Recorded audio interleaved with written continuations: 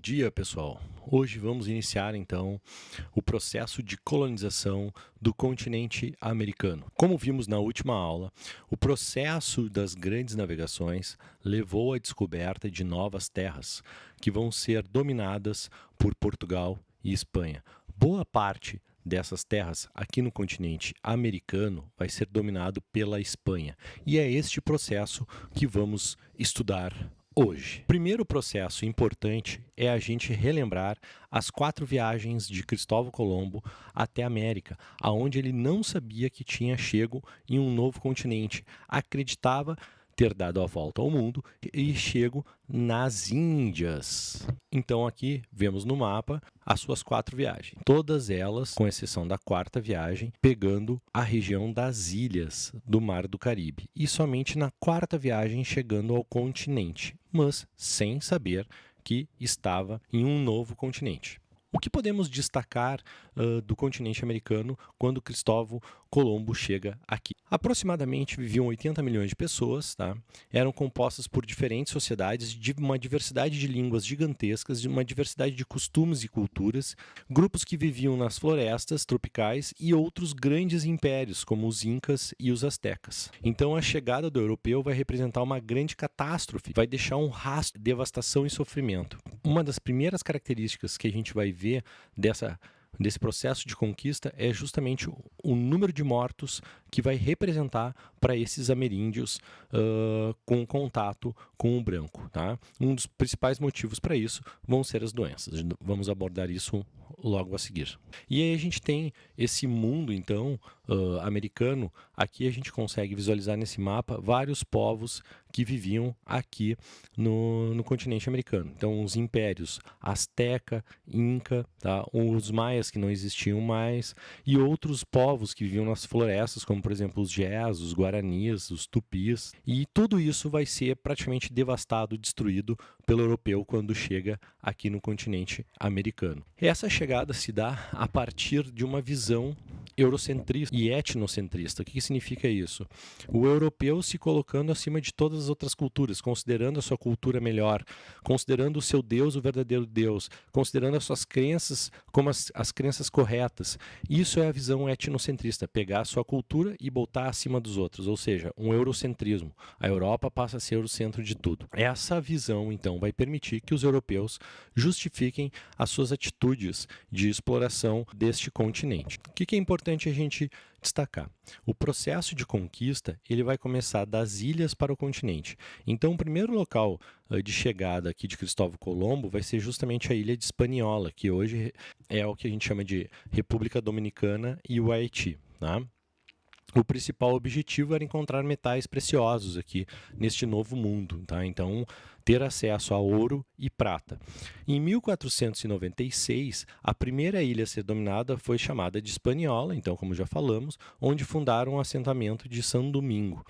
Depois dominaram Porto Rico e Jamaica. Em 1511, dominaram a ilha de Cuba, de onde partiram para conquistar o continente. O primeiro local do continente alcançado pelos espanhóis foi o Panamá, então bem ali na região do istmo da América Central. E o argumento para a conquista dos povos indígenas era a necessidade de evangelizar novos cristãos, seja o verdadeiro Deus. Então o que a gente está vendo aqui, a Península Ibérica estabelecendo um processo extremamente violento sobre o mundo inteiro, praticamente. Não é à toa que a gente tem o Tratado de Tordesilhas, que vai dividir o mundo entre essas duas grandes potências da época, duas grandes potências católicas, e essas duas grandes potências católicas tendo o apoio da Igreja Católica como forma de financiar essas grandes navegações para conseguir impor o seu domínio, ampliar os seus mercados, conseguir mais riquezas para essas coroas absolutistas, esses estados modernos que precisavam desses recursos, então, lá do sistema mercantilista que já falamos.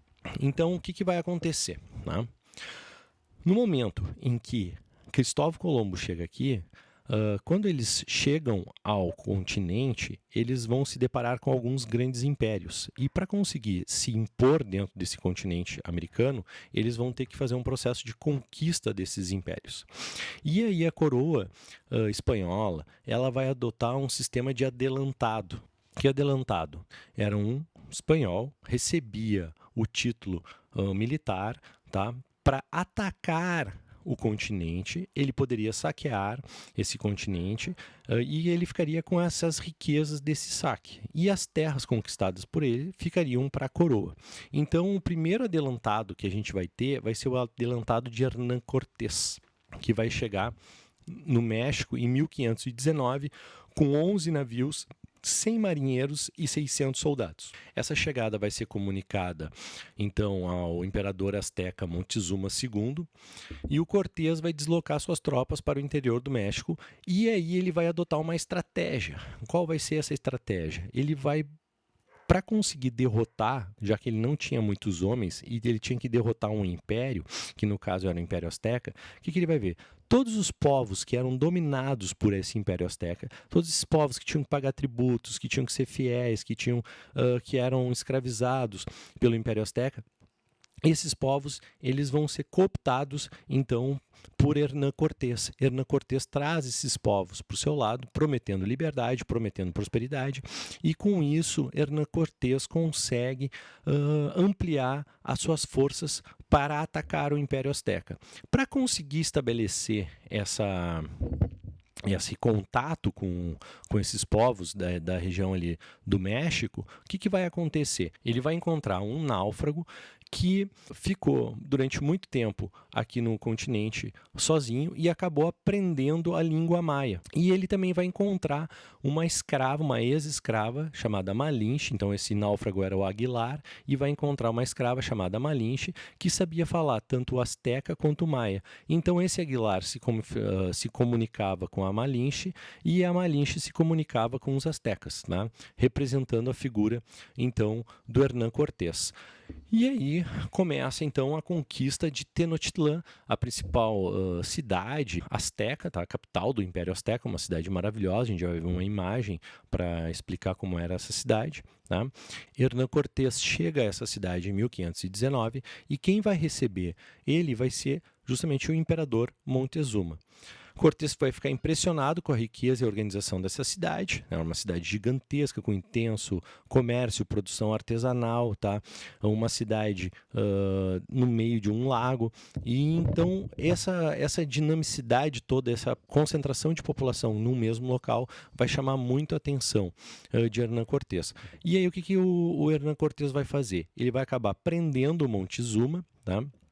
E a cidade vai sofrer um forte ataque. Cerca de 2.000 astecas vão ser mortos nessa cidade. Como essa cidade estava sob um lago, o que acontece? Eles cercaram. Eles não conseguiam sair para pegar alimentos, eles não conseguiam buscar recursos, vender a sua produção, e isso vai enfraquecendo a cidade. E como essa cidade estava sob o lago e consumia a água desse lago, eles também vão contaminar a água desse lago para conseguir conquistar essa cidade.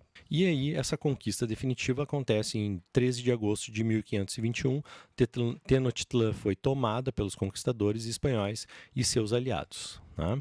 Então aqui nós temos uma representação de Hernán Cortés e Montezuma, tá? Então aqui Hernán Cortés, e isso aqui era a cidade, ó. Essa cidade, então com uma construção central, pirâmide, tá? Que é uma característica tanto aqui dos povos maias e astecas. Então tu tinha todo um conjunto de canais. Essas ilhas eram ilhas onde tu plantava, elas eram ilhas artificiais, tá? Elas boiavam, então tu conseguia plantar em cima delas, colher, e aí tu conseguia deslocar também algumas dessas ilhas. Tu colhia, por exemplo, tu trazia a ilha que estava com planta para mais perto de onde tu estava fazendo a colheita, para transportar, para armazenar esses alimentos. Tá? Então era uma cidade gigantesca, uma cidade com intenso comércio, com intensa atividade. A conquista do Império Inca. Então, a conquista do Império Inca vai acontecer justamente num momento de crise de sucessão política dentro desse império. Ou seja, o Império Inca estava passando por uma disputa de trono. Dois irmãos disputando a sucessão do trono. Em Quito, nós tínhamos Atahualpa, e em Cusco, nós tínhamos o Huáscar. O que vai acontecer?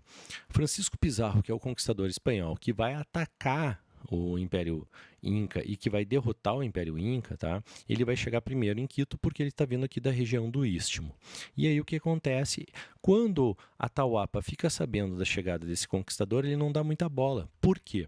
Porque esse conquistador, Francisco Pizarro, estava vindo com 180 homens armados, 30 cavalos, tá? Que desembarcaram na cidade de Tumbes. O que vai acontecer? O Atahualpa pensa, vai ser fácil derrotar Francisco Pizarro. Então aqui a gente tem Atahualpa. O que acontece? Neste momento, o Francisco Pizarro consegue chegar, então assim, justamente por Atahualpa não ter dado muita bola, consegue chegar à cidade de Quito e prender Atahualpa. Atahualpa faz um acordo com Francisco Pizarro. Que acordo é esse? Olha só, tu me dá a liberdade que eu te entrego todo o ouro e a prata que eu tenho aqui. O Francisco Pizarro, como tinha descoberto, ficado feliz com a descoberta que tinha muito metais preciosos nessa região aqui dos Andes, América do Sul, ele faz esse acordo. Tudo bem, a gente vai te soltar se tu me entregar todo o ouro e prata que tu tem. Atahualpa entrega todo esse ouro e prata, só que Francisco Pizarro não cumpre o trato e mata Atahualpa. Quando ele mata Atahualpa, ele começa a marchar então para a cidade de Cusco. E neste caminho, Francisco Pizarro vai fazer a mesma coisa que Hernán Cortés tinha feito no México. Vai começar a formar alianças com os povos que eram dominados pelos Incas. E quando ele chega, então, lá em Cusco, ele vai derrotar Oscar, tá? Ao Huáscar, e aí vai nomear um imperador que vai ser Manco Cápac, tá? Em 1535, Pizarro voltou ao litoral, então do litoral com o Oceano Pacífico, e vai fundar a cidade de Los Reis, também conhecido como a cidade de Lima, tá? Que hoje a gente chama de Lima, que passou a ser sede do governo espanhol na região. Os incas vão fugir para a floresta amazônica, tá? Lá vão montar uma resistência, tá? E vai ter o último imperador inca, que vai ser Tupac Amaru I, que vai acabar sendo morto. Tá aqui o Tupac Amaru, tá? E um dos pontos de resistência, tá? Vai ser a cidade de Machu Picchu. Por que os espanhóis vão conseguir conquistar com tanta facilidade tanto o Império Azteca quanto o Império Inca? Por algumas questões bem simples. Primeiro, superioridade técnica e bélica. O que significa isso? O espanhol está chegando aqui com arma de fogo. Tá? O índio está com um arco e flecha. Tudo bem que nesse momento as armas de fogo ainda não são tão eficazes, mas elas são mais mortíferas. Tá? Manusear um arco e flecha ainda era mais rápido que manusear uma arma de fogo. Né? Mas a questão da superioridade ela vai se construindo com outros motivos, além desse da questão da técnica e da arma de fogo. Né, que é justamente essas alianças com os povos dominados. Ou seja, usar essa ideia de se aliar, como por exemplo, Francisco Pizarro faz com o povo Vanca, tá, para derrotar os Incas, se aliar com esses povos que estavam sendo explorados pelos Incas e pelos Aztecas, fortalece então os espanhóis para conseguir exercer essa conquista sobre a América. Tá? E uma outra questão que eu tinha citado lá no início da nossa aula, que é a questão das doenças. Tá? Então a gente vai ter os espanhóis chegando aqui na América e trazendo várias doenças que aqui não existiam. Então os indígenas não tinham anticorpos para combater essas doenças. Né? Eu acho que vocês conseguem entender bem agora essa questão, porque estamos passando por um momento bem complicado em relação a isso. Justamente uma mutação de um vírus, que é o coronavírus, tá?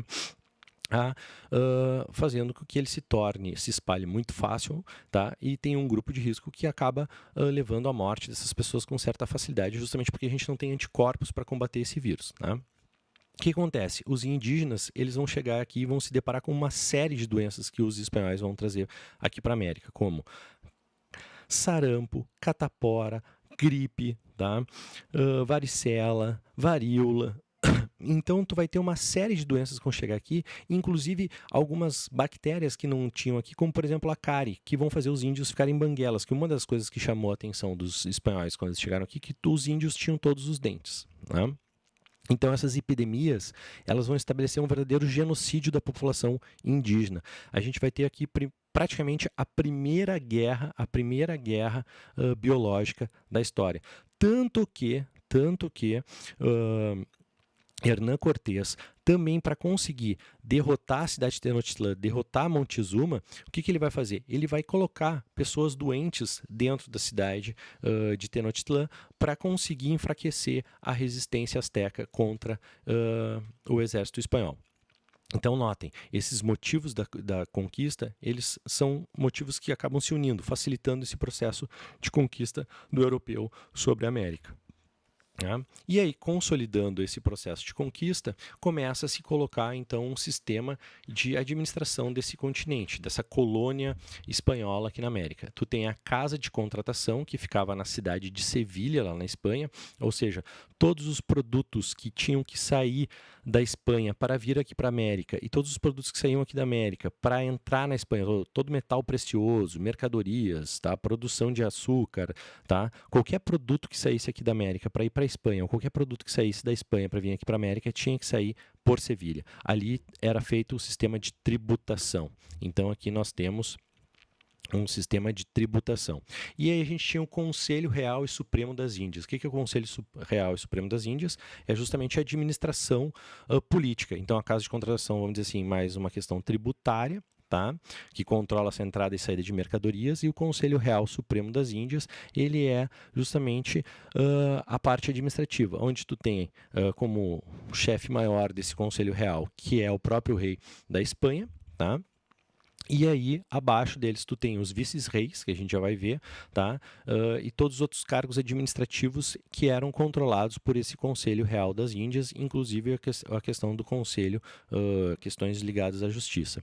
E aí, esse Conselho Real, ele vai dividir o território da América em vice-reinos e também em capitanias gerais. Tá? A gente já vai ver isso dentro de um mapa, ou seja, esses vice-reinos. Tu vai ter um vice-rei, o cara que vai ser responsável por controlar o território. São 4 vice-reinos, vão controlar esses 4 vice-reinos dentro da América. Tá? E daí tu vai ter também o sistema de capitanias gerais. Então esses capitães vão ter que vir para cá para controlar essas terras que pertenciam à Espanha dentro do continente americano. Então, quais são os 4 vice-reinos? É o vice-reino do Prata, o vice-reino do Peru, o vice-reino de Nova Granada e o vice-reino de Nova Espanha. E as capitanias gerais eram a Capitania Geral de Cuba, Venezuela, Guatemala e Chile. Tá? E dentro desses vice-reinos e dentro dessas capitanias gerais, tu tinha, então, uma administração mais local, que eram os cabildos, ou seja, que controlava esses municípios, tá? Que eram semelhantes às câmaras municipais, ou seja, tu tinha um grupo de pessoas que administravam essas cidades, tá? Por exemplo, Sete Povos das Missões, aqui no Rio Grande do Sul, tá? Os 7 povos das missões de São Miguel, por exemplo, tinha seu cabildo, tinha um representante da coroa espanhola controlando ali tudo que era produzido para fazer a cobrança de impostos dentro dos 7 povos das missões em cada um desses povos. Tá? Então ali cada um desses povos tinha o seu cabildo, que era justamente como se fosse esse centro administrativo de cada um desses povos ou de cidades maiores, como por exemplo a cidade de Lima, que acabamos de citar antes. Tá? Então aqui vocês conseguem visualizar o mapa, tá? Vice-reino do Prata, tá? A gente tem que lembrar que, pegando esse vice-reino do Prata, a gente tem o Rio Grande do Sul não faria parte do Brasil, porque tu tem aqui o Tratado de Tordesilhas, então o Rio Grande do Sul ele faz parte do vice-reinado do Prata, só que aqui já se dividiu em América Portuguesa e Espanhola, tá? A gente teve os 7 povos das missões aqui nessa região do Rio Grande do Sul, justamente com um projeto de colonização espanhola aqui desse território. Tá? Então a gente tem o vice-reinado do Prata, o vice-reinado do Peru, tá? Que é basicamente a região onde estava o Império Inca, tá? O vice-reinado de Nova Granada, tá? Que pegava uma partezinha aqui do Império Inca. Aí a gente tem o vice-reinado de Nova Espanha, tá? Então a gente tem os 4 vice-reinados, pegando com essas 4 áreas aqui, o México, tá? E toda essa parte aqui da América, dividido em 3 vice-reinados. E depois as capitanias, a Capitania Geral de Cuba, de Venezuela, tá? Da Guatemala e do Chile. Então, todos esses territórios sendo administrados dentro daquele sistema administrativo que a gente falou ali.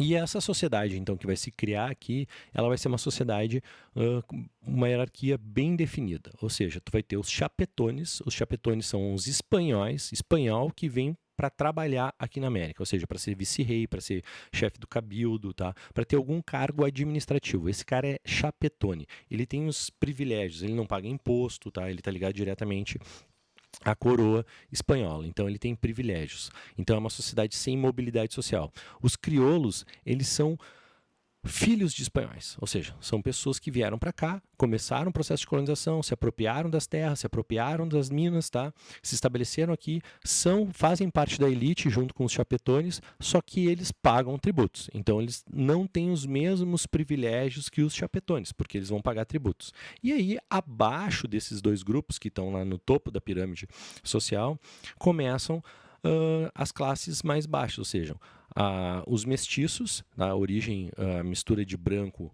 com o índio, tá? Os indígenas, tá? Os indígenas, a população indígena e os escravos, tá? Então, tu vai ter tanto trabalho escravo indígena quanto trabalho escravo de negros dentro da América Espanhola, com predomínio do trabalho indígena, tá? Dentro da América Espanhola. Só que em alguns lugares, por exemplo, onde tu não tinha a mineração, tá? Onde tu tinha trabalho de plantação de cana-de-açúcar ou então criação de gado, tu vai também usar a mão de obra escrava, tá? Embora na criação de gado também tivessem a mão de obra indígena. Então aqui tem uma economia colonial na América Espanhola, tá? Criação de gado, vice-reino do Peru e da Nova Espanha, metais preciosos, vice-reino do Peru e da Nova Espanha, cana-de-açúcar, México, Antilhas e Cuba, tá? Anil, América Central, Venezuela e Chile, cacau, Venezuela, tabaco, Colômbia, Venezuela e Cuba, algodão, vice-reinado do Peru, América Central, tá? E aí, dentro desse sistema, era utilizado o sistema mercantilista e de plantation. O que significa dizer isso? Significa dizer que o sistema de plantação o sistema de plantation é o quê? O sistema de plantation ele é baseado na grande propriedade rural, tá? Na exportação, ou seja, tudo que eu vou produzir é para exportar, eu vou produzir aqui para levar para a Espanha, tá? Ele vai utilizar mão de obra escrava, tá? E também a questão da monocultura, quando tu tem o processo de produção de uma cultura, ou seja, tu vai produzir só cana-de-açúcar, tá? E isso dentro de um sistema mercantilista, tá? Dentro de um sistema mercantilista. O que significa isso? Todo esse processo do plantation controlado pelo Estado espanhol, tá? A principal atividade, a atividade que mais chamava a atenção da Espanha e que a Espanha se dedicou mais e que explorou o trabalho indígena dentro dessa atividade vai ser justamente a mineração, tá? Então, as formas de exploração do trabalho dentro da mineração eram duas, tá? Tu tinha a encomenda, tá? E a mita. Tá? Então, o que era encomenda? A encomenda era quando um proprietário de terra, tá? Ou de uma mina podia solicitar ao rei um grupo de indígenas para trabalhar para ele. Tá? Por exemplo, um tipo de encomenda, tá? Era o trabalho dos guaranis nos Sete Povos das Missões. Os jesuítas ganhavam o direito de catequizar esses caras, estavam formando então novos fiéis para a Igreja Católica e eles tinham que pagar tributos para a colônia. E esses índios passavam a viver o tempo inteiro sob o controle dos jesuítas. Ponto. Um fazendeiro, então, que pedisse indígenas, ele teria que catequizar esses indígenas, tá? Teria que tornar eles cristãos e teria que pagar depois tributos para a Igreja Católica. E ele poderia explorar esse trabalho indígena. E a mita era pegar diretamente dentro das aldeias indígenas, tu buscava esses índios, tá? E tu levava para trabalhar por um salário muito baixo durante 4 meses dentro da mina. Só que o trabalho da mina era extremamente perigoso e o índice de mortalidade, tá, por acidentes, por infecção pulmonares ou doenças, era altíssimo. Tá? E o caso mais escancarado vai acontecer justamente nesse monte aqui, Monte Potosí, tá? Onde vai se abrir uma quantidade enorme de minas, porque a quantidade de prata que tinha aqui era gigantesca, então a exploração do trabalho vai ser gigantesca. Os índios eram tratados com crueldade, eles trabalhavam com jornadas de trabalho longuíssima, tá? Respirando pó o tempo inteiro, tá? Expostos a desabamentos, ou seja, mortalidade gigantesca, e daqui vai sair muita riqueza mineral para Espanha. E isso não vai significar o enriquecimento dessa cidade, né? que é uma das cidades mais pobres, então, lá da Bolívia, tá? Que é a cidade de Potosí. Né? Então, uma cidade muito pobre, embora daqui tenha sido uma grande concentração de riquezas que foram para a Europa. Esse processo de conquista e colonização da América, ele não vai ser um processo pacífico, ele vai ser um processo extremamente violento, ele vai gerar um genocídio, ele vai impor um modelo novo de vida, aonde tu vai reduzir o espaço dos indígenas, tu vai impor um trabalho escravo para esses indígenas, tu vai trazer africanos para trabalhar aqui também, tu vai explorar, tu vai tirar as riquezas daqui e todas essas riquezas vão ir para a Espanha.